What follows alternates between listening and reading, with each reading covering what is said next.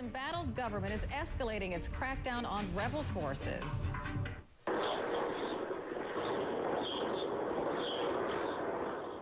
Gunfire and explosions echo today in Dara, the city where the anti-government protests began 2 weeks ago. Witnesses say thousands of soldiers randomly opened fire on civilians yesterday. Today, the United States and the United Nations are weighing in diplomatically. So with that in mind, we turn to retired Army General Wesley Clark. He's also former NATO commander who led the coalition's offensive in the Balkan War. General, good to see you this morning. Thank you, Carol. Good to be with you. General, we've seen two very different military approaches in Syria versus Libya. Is there really a difference between what happened in Libya and what's happening in Syria? Well, there's certainly a difference in the capacity of the governments to respond. The Syrians have a strong military. They've used it in the past to suppress dissent.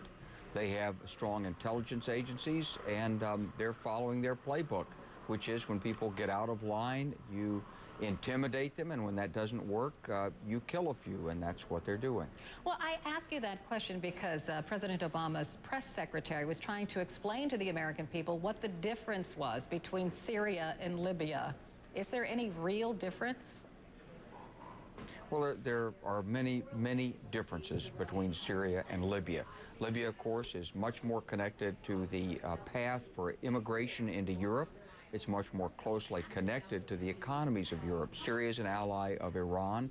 But in terms of geostrategic impact, certainly what's happening in Syria has strong geopolitical potential to dramatically change the equation in the Middle East if these demonstrators did, in fact, overthrow the Syrian government.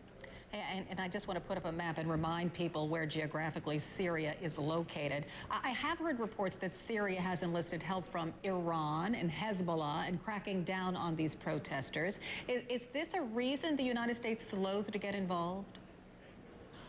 Well, I think there are many different calculations before the United States would get involved in something like this, but Syria would be the key country. It is very closely aligned with Iran. It's also got its hands all over Lebanon. It's penetrated by Hezbollah.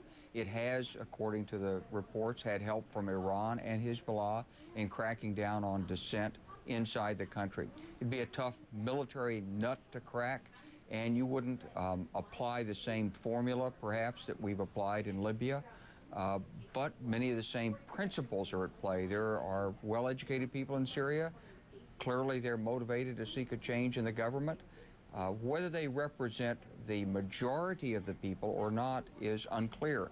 You know, the Syrian government is headed by Bashar Assad. He is an Alawite, member of the Alawite sect. It's a minority sect inside Syria, so perhaps you could make the case that they're ruled by and have been ruled by and dominated by a minority for decades now. But it's not clear yet that the majority of the people are against Bashar Assad. So perhaps that's a distinction between what we saw unfolding in Libya several weeks ago and what's happening in Syria today.